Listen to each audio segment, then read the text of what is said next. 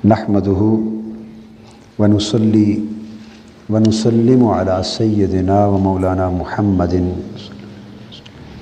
رسوله النبي الأمين المكين الحنين الكريم الرؤوف الرحيم. أما بعد فأعوذ بالله من الشيطان الرجيم. بسم الله الرحمن الرحيم. بئس ما اشتروا به أنفسهم أن يكفروا بما أنزل الله بغيا أن ينزل الله من فضله على من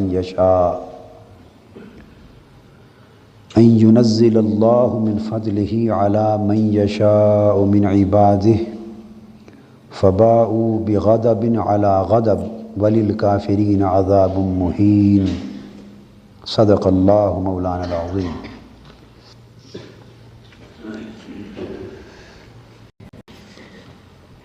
اللہ جل مجدہ کی توفیق سے آج کے مضمون کا گزشتہ شب بیان کیے ہوئے مضامین کے ساتھ ربط قائم کرنے کے لیے میں نے آیت نمبر 90 کی تلاوت کی. یہود اور بنی اسرائیل کی خرابیوں کے سلسلے میں یہ 40واں حکم تھا جس کا ذکر اشارتاً کل شب آخر میں نے کر دیا تھا. آج بات کو وہیں سے آگے شروع کر رہے ہیں. وہ یہ بات میں نے عرض کر دی تھی کہ یہود نے حضور نبی اکرم صلی اللہ علیہ وآلہ وسلم کی نبوت و رسالت کا جو انکار کیا، اس انکار کا بنیادی سبب اور پس منظر حسد تھا. قرآن مجید نے اسی بات کو بیان کیا ہے. فرمایا پس ایسے دانستہ انکار کرنے والوں پر اللہ کی لعنت ہے. انہوں نے اپنی جانوں کا کیا برا سودا کیا کہ اللہ کی نازل کردہ کتاب کا انکار کر رہے ہیں. بغین محض اس حسد میں کہ اللہ اپنے فضل سے اپنے بندوں میں سے جس پر چاہتا ہے وہی نازل فرماتا ہے. جیسا کہ میں نے عرض کیا، وہ یہ توقع کر رہے تھے کہ نبی آخر الزمان صلی اللہ علیہ وآلہ وسلم بنی اسرائیل میں سے، ہمارے قبیلے میں سے آئیں گے اور ہم ہی میں سے کسی کے گھر پیدا ہو جائیں گے. کیونکہ ان کا ایک دیرینہ بزام خیش، ان کا ایک دیرینہ تعلق چلا آ رہا تھا کہ ہر پیغمبر اپنی امت کو حضور علیہ السلام کی بعثت کی خبر دیتا تھا،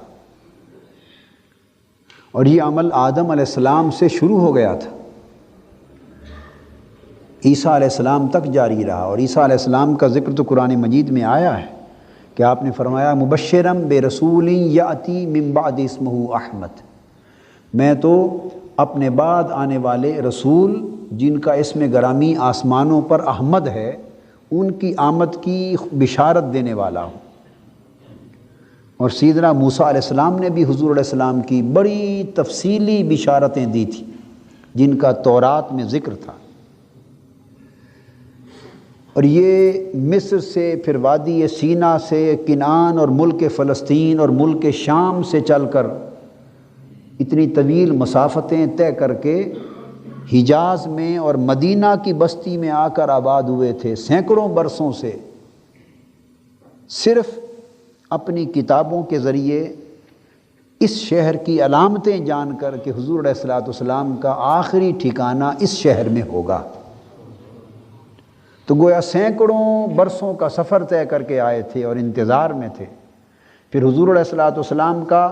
واسطہ اور وسیلہ دیتے رہتے تھے، ہمیشہ سے یہ ان کے معمولات میں سے تھا،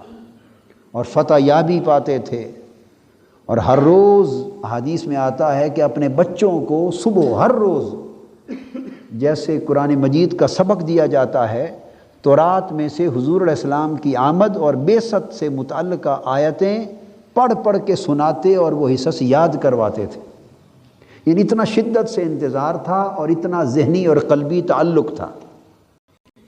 تو جب حضور علیہ السلام کو گویا اتنا مانتے تھے، بعثت سے پہلے اس قدر مانتے تھے، تو جب حضور علیہ السلام کی بعثت ان کے قبیلے میں سے نہ ہوئی، دوسری نسل بنی اسماعیل میں سے ہو گئی، اب یہاں بغیاً ان ینزل اللہ من فضلہ علی من یشاء من عبادہ، یہاں ایک خاص انسانی نفسیات کا ذکر ہو رہا ہے۔ انسانی زندگی اور انسانی نفسیات کا بڑا ایک اہم پہلو ہے، اور ہیومن پرسنالٹی کا ایک بڑا امپورٹنٹ ایسپیکٹ ہے، سائیکولوجیکل ایسپیکٹ جس کی طرف اشارہ ہے۔ وہ یہ کہ آپ اندازہ کریں کہ یہ کسی عام انسان کو ماننے کی بات نہیں ہے، رسول کو ماننے کی بات، اور رسول بھی عام رسولوں میں سے کوئی نہیں بلکہ خاتم الرسول ہیں اور پیغمبر آخر الزماں ہیں، اور وہ رسول جن کے بارے میں وہ خود جانتے تھے کہ سارے پیغمبر ان کی بعثت کی خبر دیتے چلے آئے ہیں۔ یہ بھی انہیں علم تھا کہ یہ کوئی اتنے عظیم المرتبت رسول تو ہیں کہ جن پر رسالت ختم ہو رہی ہے، جن پر نبوت ختم ہو رہی ہے، اور ان کے بعد اب کوئی نبی اور رسول اور کوئی آسمانی کتاب دنیا میں نہیں آئے گی، اور اتنے اللہ کے محبوب رسول ہیں کہ تمام انبیاء کو حکم دیا گیا کہ وہ اپنے اپنے زمانوں میں اپنی امتوں کے سامنے ان کی آمد کا تذکرہ کریں اور ان پر ایمان لائیں۔ اب آپ اس بات کو سن کر یہ اندازہ لگائیں کہ ان کی کس حد تک قلبی، ذہنی، فکری، نظریاتی، اعتقادی اور ایمانی وابستگی ہوگی حضور علیہ السلام کی ذات گرامی کے ساتھ، آپ کی آمد سے قبل، بعثت سے قبل کتنی وابستگی ہوگی۔ اب جو خاص انسانی نفسیات کی بات بیان کی جا رہی ہے کہ جہاں اس حد، یہ وہ وابستگی ہے کہ جس سے آگے انسانی زندگی میں اور کوئی وابستگی نہیں ہو سکتی، اور انسانی زندگی میں اس سے زیادہ کسی اور کو نہیں مانا جا سکتا، چونکہ اس سے اوپر تو پھر اللہ ہی کو ماننے کا درجہ ہے۔ ماننا یہاں ختم ہو جاتا ہے، تو اس حد تک مانتے تھے، مگر جب حضور علیہ السلام ان کے قبیلے اور نسل میں سے مبعوث نہ ہوئے تو وہ منکر ہو گئے اور حضور علیہ السلام سے کفر کرنے لگے اور آقا علیہ السلام کا دشمن بن گئے۔ یکایک وہ دشمنی کہاں سے پیدا ہو گئی؟ وہ عصبیت تھی، ایک تعصب تھا کہ یک لخت وہ ماننا حسد میں بدل گیا۔ یعنی انہیں رشک تھا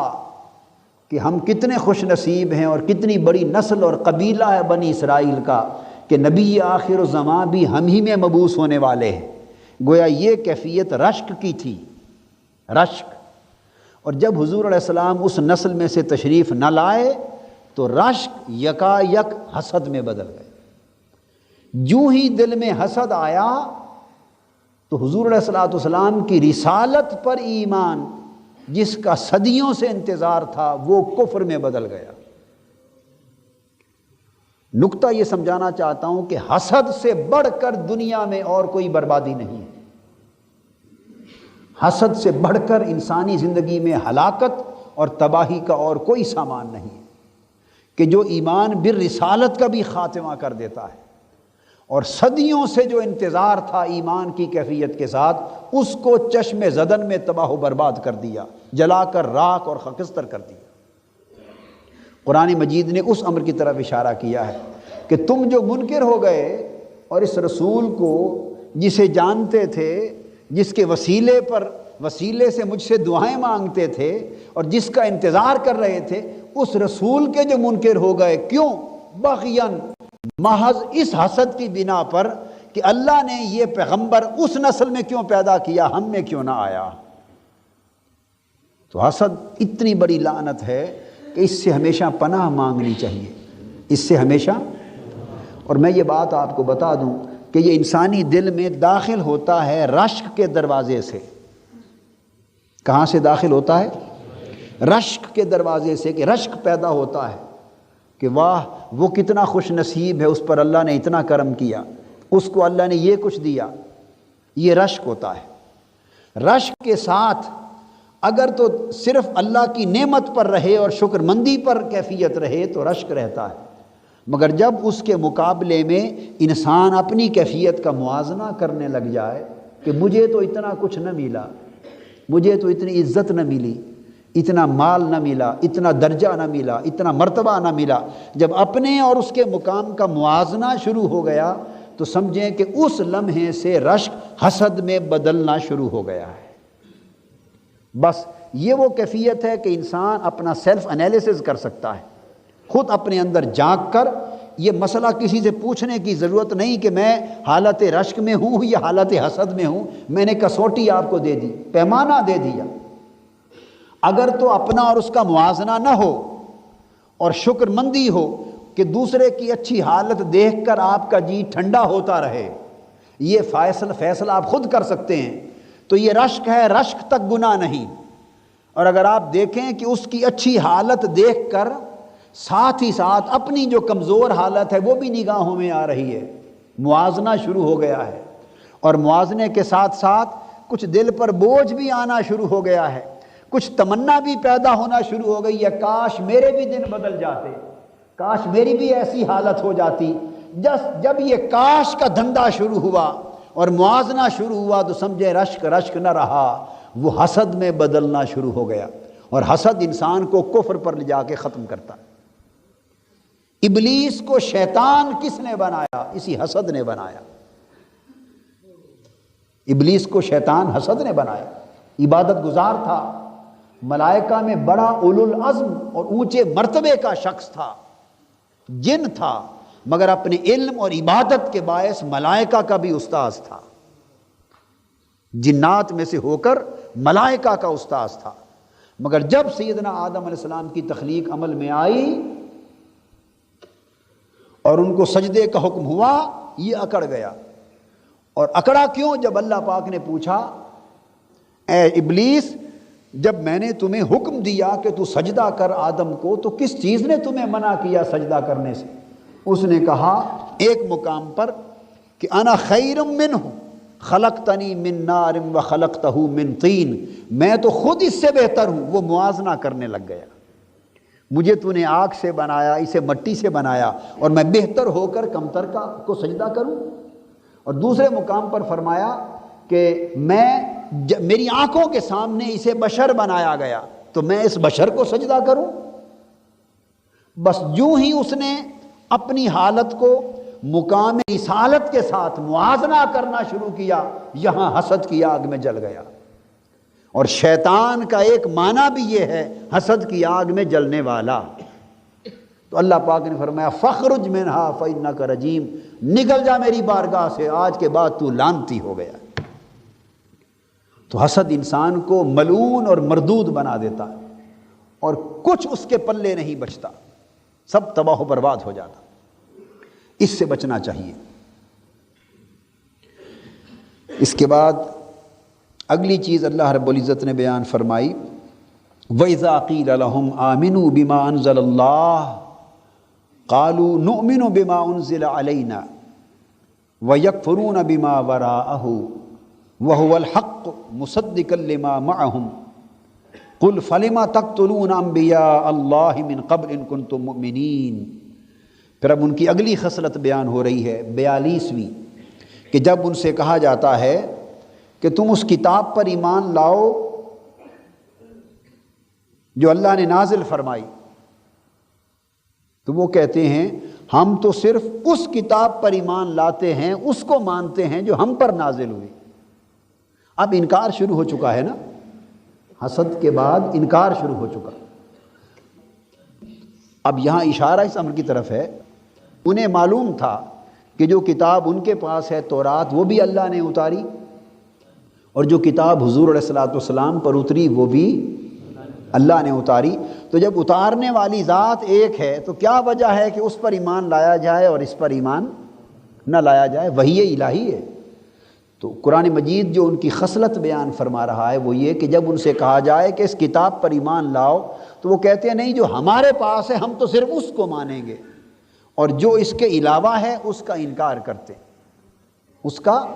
انکار کرتے ہیں۔ فرمایا حالانکہ یہ قرآن بھی حق ہے اور انہی پر آنے والی کتاب کی تصدیق بھی کرنے والا ہے۔ یہاں یہ بات سمجھائی جا رہی ہے کہ ایک ہی چشمہ ہدایت سے دو کتابیں اتری، ایک ان پر اور ایک حضور علیہ الصلوۃ والسلام پر، مسلمانوں پر،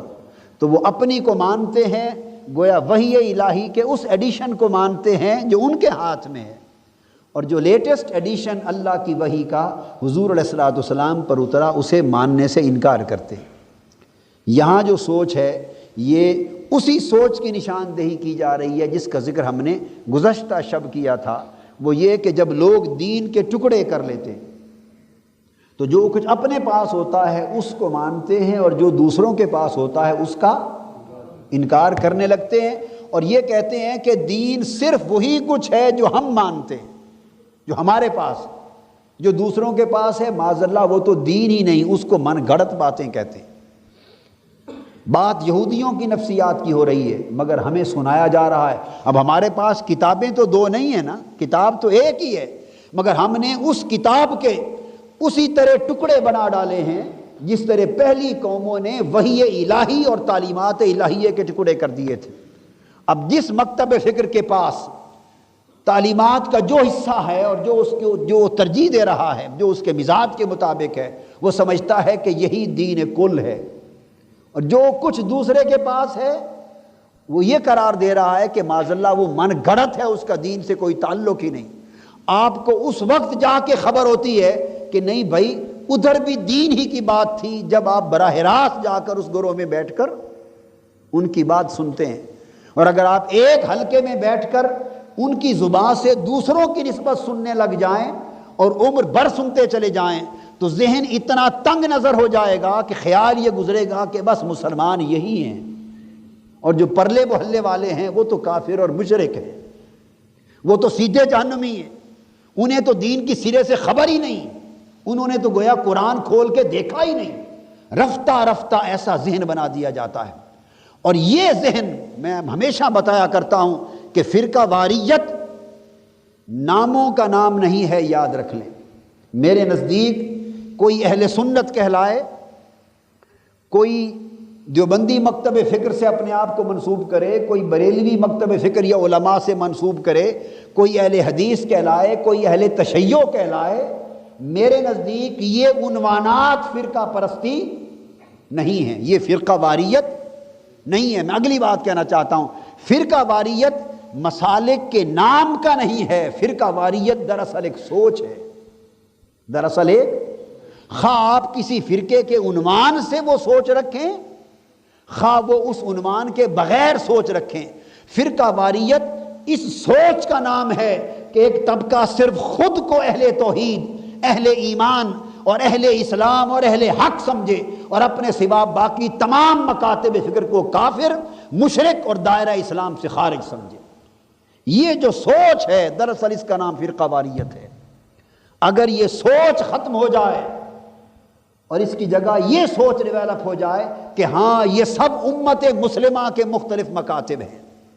امت مسلمہ ہی کے طبقات ہیں، ہاں سب کے پاس قرآن کی تعلیمات ہیں، سب کے پاس سنت اور حدیث نبوی کی تعلیمات ہیں، مگر تعبیر جدا جدا ہے، تشریحات جدا جدا ہیں، اور ہر کوئی بے شک اپنے موقف اور اپنی تعبیر اور اپنی راہ کو حق سمجھے، مگر دوسرے کو اس طرح باطل، کافر، جہنمی اور مشرک قرار نہ دے جس طرح قرار دیا جا رہا ہے۔ اگر یہ رواداری پیدا ہو جائے تو پھر فرقہ واریت از خود ختم ہو جاتی۔ جب آدمی اپنا نقطہ نظر دوسرے پر مسلط کرنا چاہتا ہے اور دوسرے کو باطل محض اور کافر اور مشرک قرار دے کر اپنے آپ کو صرف موحد یا مسلمان یا ایماندار تصور کرتا ہے اور اس تصور کو پھیلانا چاہتا ہے اپنی تبلیغ کے ساتھ، تو لا محالہ ایسے ذہن پیدا ہوں گے دونوں طرف سے جو ایک دوسرے سے بعید ہوں گے، اور وہ ذہن ایسی فضا مذہبی زندگی میں پیدا کر دیں گے جن سے فرقہ واریت بھی پیدا ہوگی اور بالآخر وہ قتل و غارت گری پر جا کر بھی منتج ہوگی۔ یہ خرابی یہود اور بنی اسرائیل کے وقت سے چلی آ رہی ہے۔ اس کے بعد قرآن مجید نے فرمایا وہ نافرمانیاں کرتے رہے، اور ان نافرمانیوں کے باعث پھر انہوں نے بچھڑے کو اپنا معبود بنا لیا۔ جب میں نے ذکر کر دیا تھا جب موسیٰ علیہ السلام طور پر گئے تو پیچھے بچھڑے کو معبود بنا لی، آگے تفصیل سے ذکر آئے گا، مختصر یہ کہ وہ بچڑا کیا تھا اور معبود کیسے بنایا، مختصر اتنی بات سمجھ لیں کہ موسیٰ علیہ السلام اللہ رب العزت کے حضور گئے کوہ طور پر چلائے اعتکاف کرنے کے لیے۔ اللہ پاک نے فرمایا موسیٰ علیہ السلام میں تمہیں کتاب دیتا ہوں اور اپنے کلام سے سرفراز کرتا ہوں، مگر طور کے دامن میں کچھ دن اور کچھ راتیں میرے حضور خلوت بیٹھ۔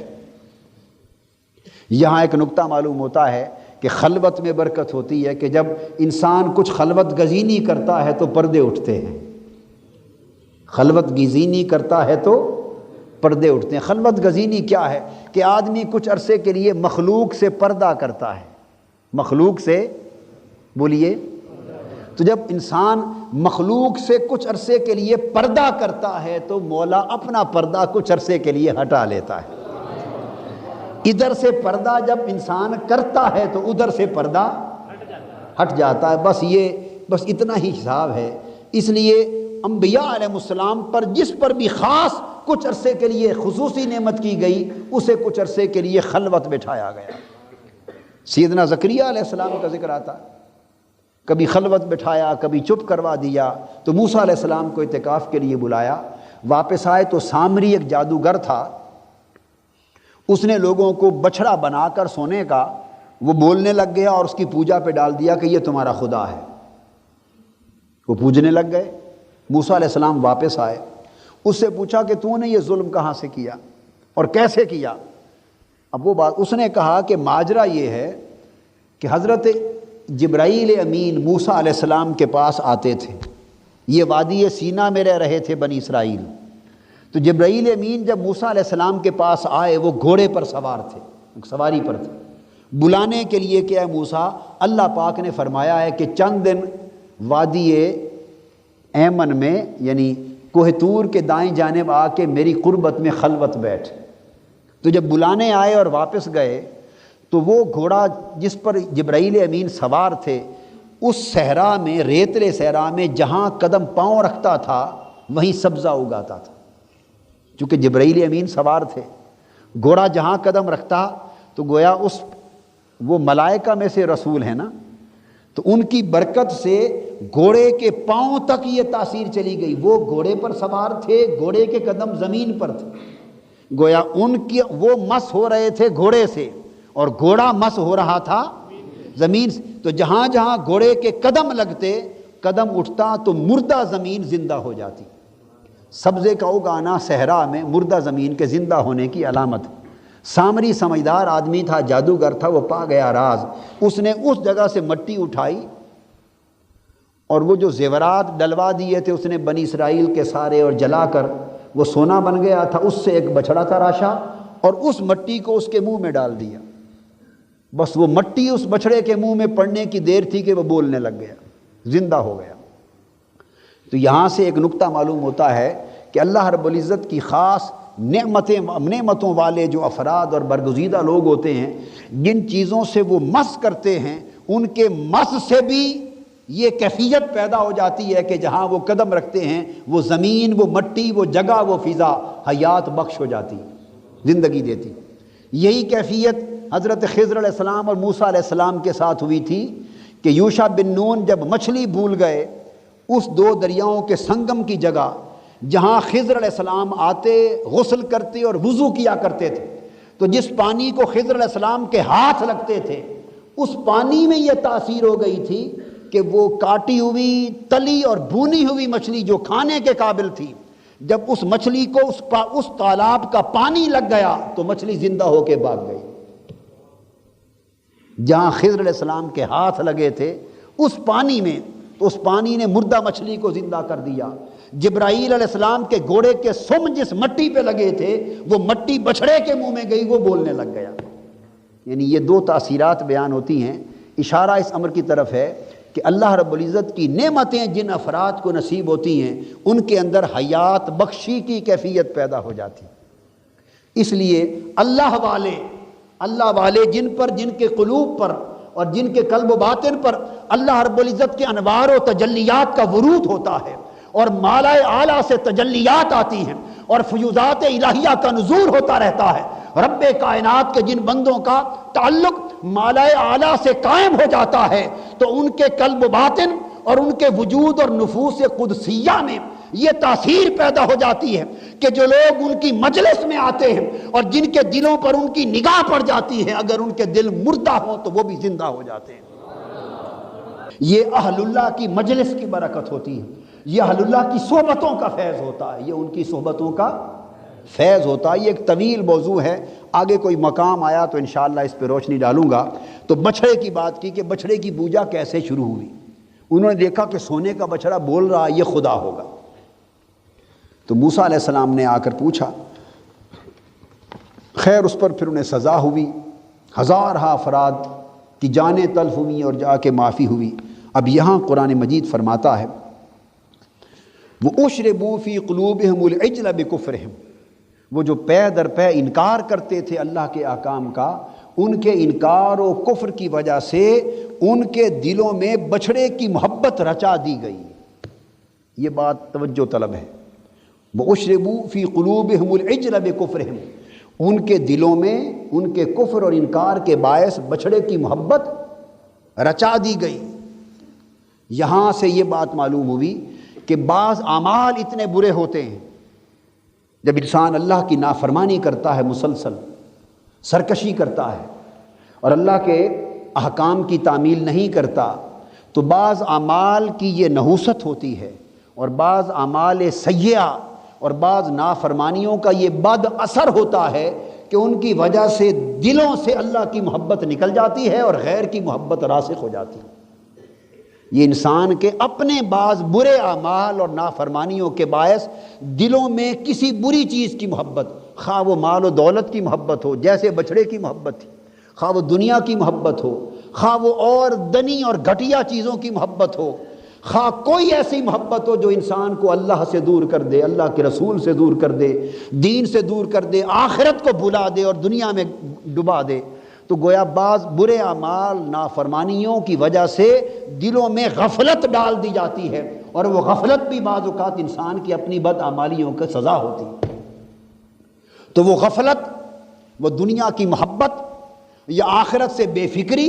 یا اللہ کی محبت سے دوری اور دین سے دوری، یہ جو دل کی کیفیت ہو جاتی ہے اور دل میں سختی اور قساوت آ جاتی ہے اور بدبختی آ جاتی ہے، یہ اس وقت تک پھر دور نہیں ہو سکتی جب تک ان نافرمانیوں کو اور غفلتوں کو اور برے اعمال کو زندگی سے ختم نہ کیا جائے۔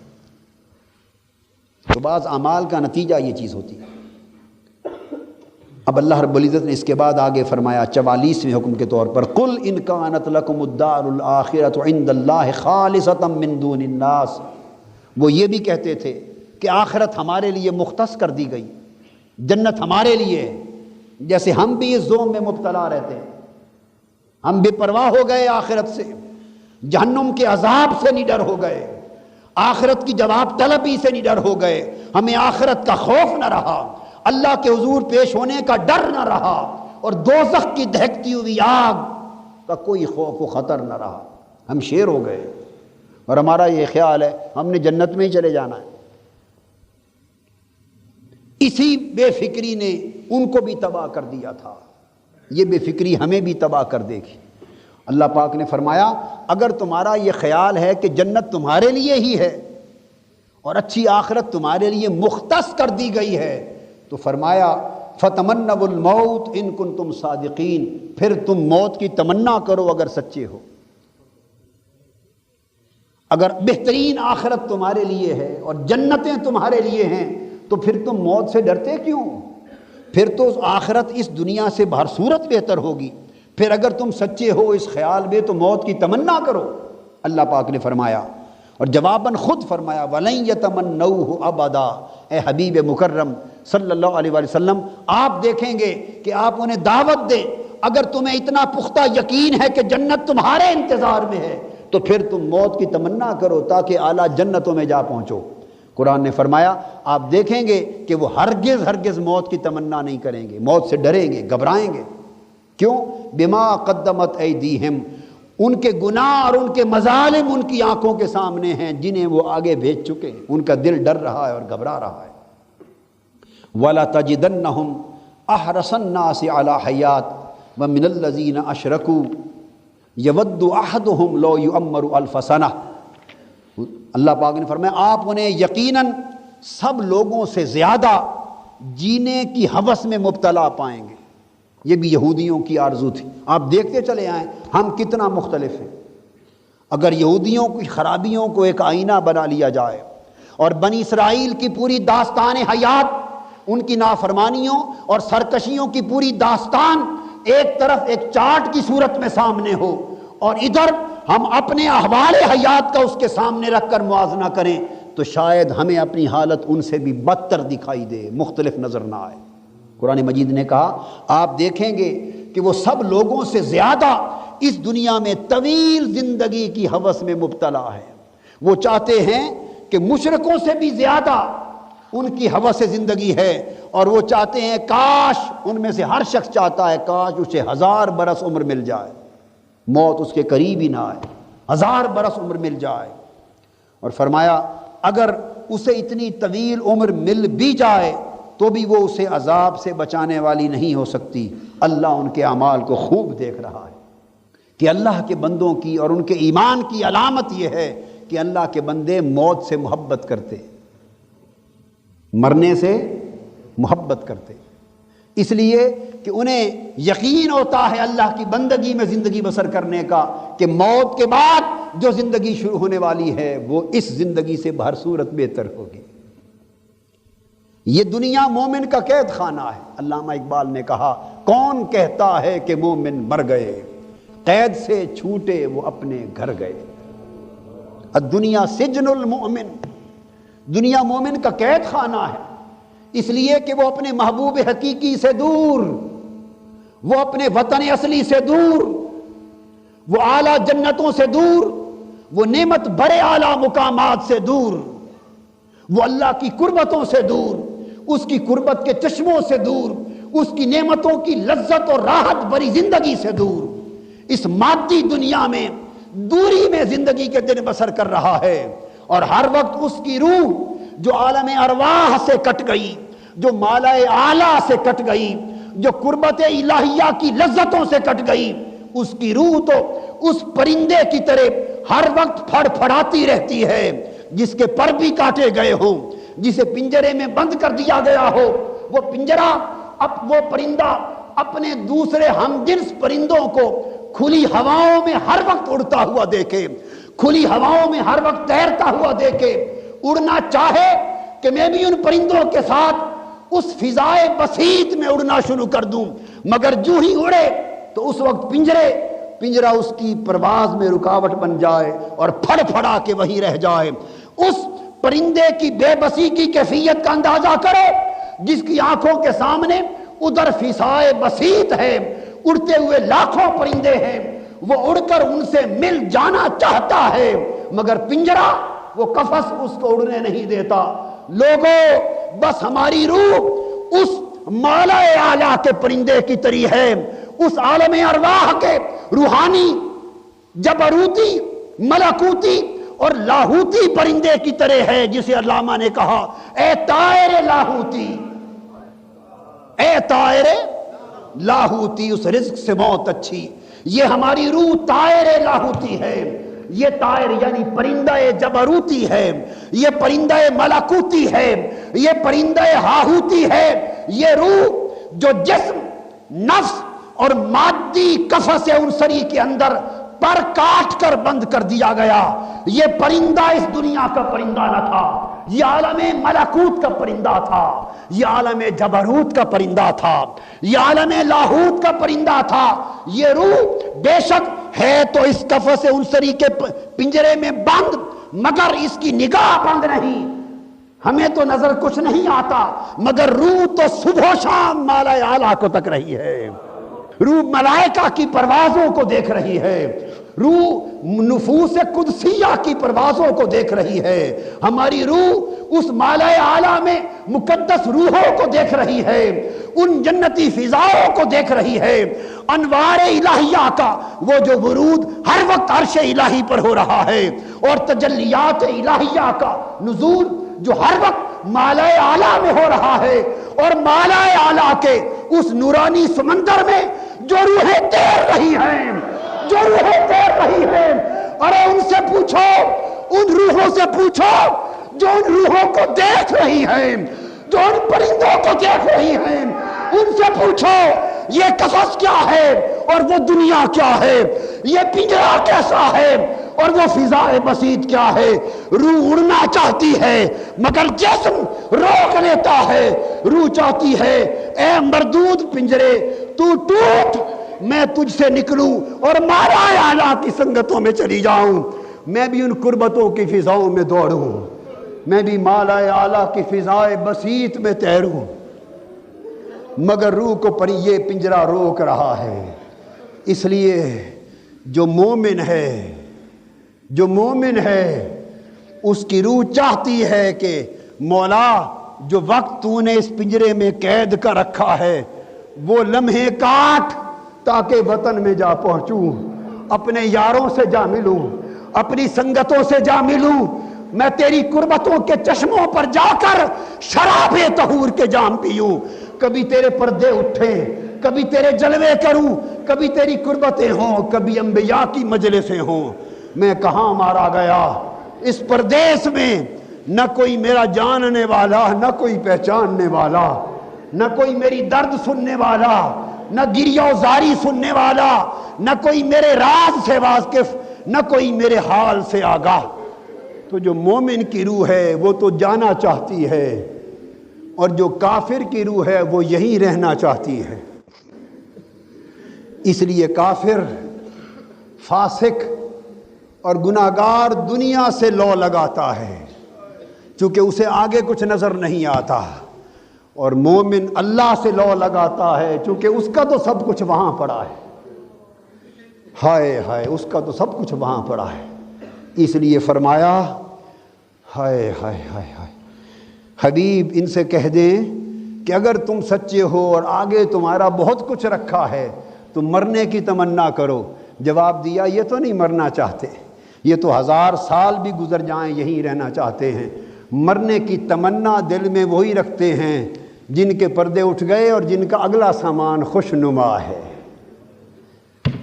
اللہ پاک ہمارے حال پہ کرم فرمائے، اللہ پاک ہمارے حال پہ رحم فرمائے۔ وما علینا الا البلاغ۔